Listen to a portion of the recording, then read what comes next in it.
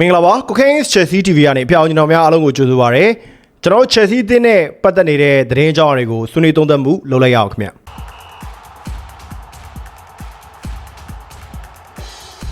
ကျွန်တော်ဒီအချိန်မှာ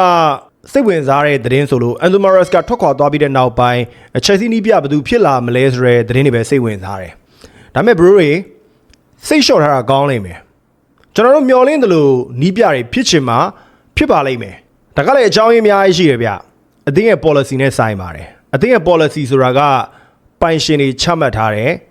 policy မြန်မာလိုပြောရင်တော့မူဝါဒတွေပေါ့အဲ့တော့ Roman လက်ထက်တုန်းကအချိန်ကာလတွေကိုအောက်မေ့တရိယာနေတဲ့ညီကိုတွေကိုလည်းတွားပြီးတော့အပြစ်ပြောလို့မရဘူးဗျ Roman အရင်မရှုပ်ဘူးနော် Sporting Director တွေကိုပဲဖြစ်ဖြစ်အသင်းရဲ့နီးပြတွေကိုပဲဖြစ်ဖြစ် authority ပြည့်ပေးတယ်တချို့ကိစ္စတွေသူသဘောမကျမှသာလျင်ထုတ်လိုက်တာပဲဖြစ်ဖြစ်ထိတ်တိုက်ရင်ဆိုင်တာမျိုးပဲဖြစ်ဖြစ်တွေ့ခဲ့ဘူးတယ်သူကြိုက်တဲ့ကစားသမားတစ်ယောက်စားနှစ်ယောက်စားကိုနီးပြလိုချင်ချင်းမလိုချင်ချင်းခေါ်ပေးလိုက်တာမျိုးရှိတယ်ဒါတော့ပဲအခုနီးပြတွေကအဲ့လိုမဟုတ်ဘူးသူတို့ထားရနေစေရသွားနီးပြမျိုးလိုချင်တာသူတို့ဩဇာကိုလက်ခံမဲ့နီးပြမျိုးပဲသဘောကျတယ်အဲ့အတွက်ကြောင့်တကယ်ပညာမာနရှိတဲ့နီးပြတွေနဲ့ကြာရင်အဆင်ပြေပါမလား bro ပဲစဉ်းစားကြည့်လေကိုကဒီလုံးမှာ professional တယောက်ဖြစ်တယ်မင်းကမင်းလုံးအဲ့ဒီလုံးပိုင်ခွင့်ကလည်း restrict တွေလုပ်ထားတယ်ချင်းချင်းတက်တက်လေးတွေငါတို့ပြောတဲ့အတိုင်းမင်း complaint သိမ့်မတက်နဲ့ငါတို့အကောင်းဆုံးလုပ်ပေးမယ်ဆိုတော့အကွက်မျိုးကြီးbro နည်းနည်းအာနာရှင်ဆန်နေဗျအဲ့တို့ကြောင့်ပဲ Maresca နဲ့ Chelsea အသင်းတာဝန်ရှိတဲ့သူတွေဂျားထဲမှာပြဿနာတွေဖြစ်တယ်လို့ကျွန်တော်ယူဆတယ်ဆိုတော့ပြောချင်တာလေတကယ် high profile နီးပြတွေကိုမျှော်လင့်နေမယ်အဲ့ဒီနီးပြတွေကပညာမာနရှိမှာပဲထိတ်တိုက်ရင်ဆိုင်ရမှာပဲသူတို့ရဲ့ policy ကိုသဘောကျမှာမဟုတ်ဘူးနီးပြတယောက်ခန့်နေဆိုတော့နီးပြကလည်းဟာ Chelsea နီးပြကွာ yes ဆိုပြီးခေါင်းမငိမ့်ဘူးသူတို့ဒီရတာတွေအများကြီးရှိတယ်ငါ့ကိုဘယ်လောက်ထိလုတ်ပိုင်ခွင့်ပေးမှာလဲငါလိုချင်တဲ့ကစားသမားတွေမင်းခေါ်ပေးမှာလားမင်းတို့ပြောတဲ့အတိုင်းငါဘယ်လောက်တိုင်းတာထိလုတ်ပေးရမှာလဲငါရဲ့ authority ကဘယ်လောက်ထိရှိလဲဒါတွေအများကြီးဆွေးနွေးရမယ်အဲ့တော့ဒီလိုမျိုး policy တွေရချိန်ညှိလိုက်တဲ့အခါကျတော့သတင်းထွက်လာတဲ့နီးပြတွေက high profile နီးပြတွေမပါဘူးအခုနောက်ဆုံးသတင်းထွက်ဆုံးနီးပြကတော့ Strasbourg နီးပြ Rosinha နဲ့ပတ်သက်ပြီးကျွန်တော်အသေးစိတ်ဆွေးနွေးပြီးသွားပြီ Chelsea နီးပြဖြစ်ဖို့မပြောနဲ့ဟို Tottenham Hotspur တို့ Brentford တို့ကိုသွားနီးပြရင်တော့မှတိတ်ပြီးမလွယ်ဘူးအရင် image ကသေးတယ်လीဗျာ Rosinha ဆိုတာမနေ့တနေ့ကမှနီးပြဘွားတယ်ခုံဝင်လာပြီးတော့ပြင်သစ်လီဂူရဲ့ Strasbourg လို့အသင်းမျိုးကိုကိုင်းတယ်နီးပြွားပိုင်းသူ့အောက်ဘလောက်တော်ဗျာimage ဆိုတာလို့တယ် Chelsea မှာရှိနေတဲ့ကစားသမားတွေဒီကစားသမားကောင်းတွေဒိဋ္ဌိကျဲကစားသမားတွေနီးပြကိုမင်းပါလဲငါပါလဲမေးခွန်းထုတ်မယ်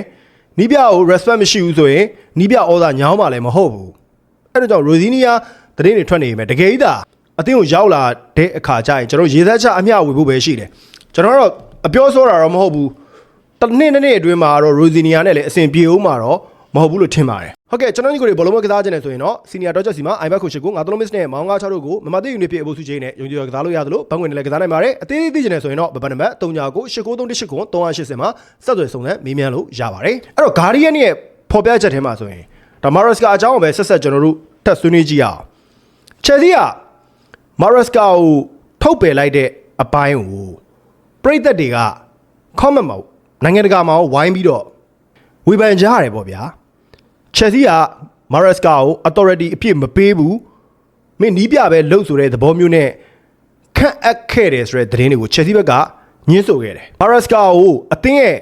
နီးပြအပိုင်းနဲ့လူသစ်ခေါ်မှုအပိုင်းမှာပါဝင်ပတ်သက်စေခဲ့တယ်ဆိုပြီးတော့ဖော်ပြထားပါတယ်ဒါကြီးကဟုတ်လားမဟုတ်လားတော့တိတ်တယောက်နဲ့တယောက်ညင်းနေစရာမလိုဘူး Maresca နောက်ခံလူတယောက်ခေါ်ပေးပါလို့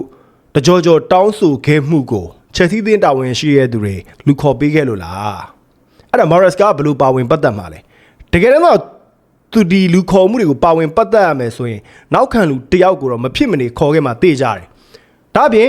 တချို့တောင်ပန်ကစားသမားတွေကိုလည်းသူမကြိုက်ဘူးကျွန်တော်ကြားထားရတဲ့မှာ Alejandro Garnacho ရော Giddens ရော Maresca တောင်းဆိုတဲ့ကစားသမားတွေမဟုတ်ဘူးလို့သိထားရပါတယ်တခြားတောင်ပန်ကစားသမားတွေလူချင်ကောင်းလူချင်ခဲ့လိမ့်မယ်ဗျာသို့တော့အသင်းရဲ့တာဝန်ရှိတဲ့သူတွေကတော့သူတို့စိတ်ကြိုက်ကစားသမားတွေကိုသာခေါ်ပေးခဲ့ပါတယ်ဒီအချိန်မှာခွာပြဲပြီးတော့အားလုံးကဝိုင်းဝေဖန်ကြတဲ့အတွက်ကြောင့်ဒါကာဗာလုပ်ပြီးတော့ဒီလိုမျိုးညင်းဆိုတာပါကျွန်တော်ကတော့လုံးဝယုံကြည်တယ် Maresca Chelsea အသင်းမှာလုတ်ပိုင်ခွင့်ပြပြဝမရခဲ့ဘူး အသင်းတာဝန်ရှိတဲ့သူတွေကပဲသူတို့ဖြစ်စေခြင်းနဲ့ဆန္ဒကိုအကောင့်ထဲပေါ်ပေးဖို့ဖိအားပေးခံခဲ့ရတယ်လို့တော့သုံးသပ်မိပါတယ်ကဲကျွန်တော်နောက်ထပ်သတင်းတစ်ပုဒ်ကိုဆက်လက်ဆွေးနွေးရအောင်ခင်ဗျအခုလာမယ့် Man City နဲ့ပွဲစဉ်မှာ Chelsea အသင်းကနီးပြတဲ့ရောက်လာဖို့မရှိသေးတဲ့အတွက်ကြောင့် Chelsea U21 အသင်းရဲ့နီးပြ Callum McFarlane နဲ့သူ့ရဲ့နီးပြအဖွဲ့ဝင်တွေကိုတာဝန်ယူကင်တွယ်သွားစေဖို့ရှိတယ်လို့ Ben Jacobs ကဖော်ပြထားပါတယ်စိတ်ပြက်စရာကြီးပေါ့နော် Man City လိုအသင်းမျိုး EDM မှာသွားပြီးတော့ရင်ဆိုင်ကြတာရမယ်အသင်းကလည်း foul မကောင်းဘူး Enzo Morales ကလည်းမရှိတော့ဘူး U21 ရဲ့နီးပြတွေကဒီ Chelsea အသင်းကြီးကိုနီးပြပြီးတော့ဘယ်လိုတွေတာဝန်ယူထမ်းရွက်မလဲပေါ့ဖြစ်ချင်တိုင်းကိုဖြစ်နေတာ Chelsea တွေဂုဏ်သိက္ခာအရာကြီးမားခဲ့တဲ့အသင်းကြီးပြကျွန်တော်တို့အရင်တော့မြင်ခဲ့ဘူးတဲ့ဒီလက်ထောက်နီးပြတွေဆိုရင်လည်းဂူစစ်တင်လိုမျိုးနီးပြတယ်ဂူစစ်တင်က Chelsea ကို emergency အနေထားနဲ့တာဝန်ယူပေမဲ့ဆရာကြီးပဲတော်တော်အခုချိန်မှာဟာ U21 ရဲ့နီးပြကလည်း Chelsea လိုအသင်းမျိုးကိုကင်အောင်မယ်တလောတော့ကလည်း Bruno Sotter တို့ Frank Lampard တို့ယာယီတာဝန်ယူတာရှိတယ်ဒါကြီးက Chelsea အနေနဲ့လုံးဝမဖြစ်သင့်တဲ့ဟိုပုံရိပ်ကြီးဗျာအဲ့တော့ဒီနီးပြဘာညာကိုခဏဘေးဖယ်ထားလိုက်ဗျာ Chelsea တာဝန်ရှိတဲ့သူတွေကျွန်တော်တော်တော်စောက်သေးတွေပေါက်နေပြီဘာတွေလုံးနေမှန်းကိုမသိတာအသင်းကိုလောင်းတန်းဆိုပြီးတော့တွေးလုံးတယ်ဒီအသင်းကဘောလုံးအသင်းဗျစီးပွားရေးလုပ်ငန်းစုတစ်ခုတက်မဟုတ်ဘူးမော်ဒယ်ဘောလုံးလောကမှာစီးပွားရေးနဲ့ဘောလုံးကရောရှက်နေတာမှန်ပေမဲ့အစွန်းမရောက်နဲ့တောက်စွန်းမရောက်နဲ့စီးပွားရေးပဲလှုပ်ချင်ဘောလုံးကလပ်ကိုမဝယ်နဲ့စီးပွားရေးတက်လို့စီးပွားရေးနဲ့ဘောလုံးကို balance ဖြစ်သွားမှရမှာအခုချိန်မှာသူတို့ပုံပေါ်ခြင်းနေတဲ့ပုံသဏ္ဍာန်တွေကိုလုံးဝဗျအမိရတွတ်သွေးပြီးတော့ဘောင်းနေခြင်းတွေကနေပုံပေါ်နေတယ်လို့ထင်တယ်တခါလေကြာရင်အဘာလီကဟို FIFA ဘောလုံးကိုနည်းနည်းစွဲနေတာလားမသိဘူးလို့ဟို game ဆော့တဲ့ဟာကိုလေ game တိုင်းတွေရှောက်ပြီးတော့လူတွေလိုက်ခေါ်တဲ့ပုံသဏ္ဍာန်မျိုးကြီးဖြစ်နေတယ်အဲ့တော့ကြောင့်ရေရှည်မှာလဲ Chelsea တင်းရဲ့တာဝန်ရှိတဲ့သူတွေဒေါင်မကျိုးလို့က Chelsea တင်းရဲ့ပုံကလည်းတေချာပေါ်မှာမဟုတ်ပါဘူးခင်ဗျဆိုတော့ကျွန်တော်ညီကိုတွေအခုထွက်နေတဲ့သတင်းတွေပေါ်မှာဘယ်လိုမျိုးခံစားချက်ရှိသလဲဝင်ရောက်ဆွေးနွေးပြဖို့အတွက်အားလုံးဖိတ်ခေါ်ပါတယ်ခင်ဗျာ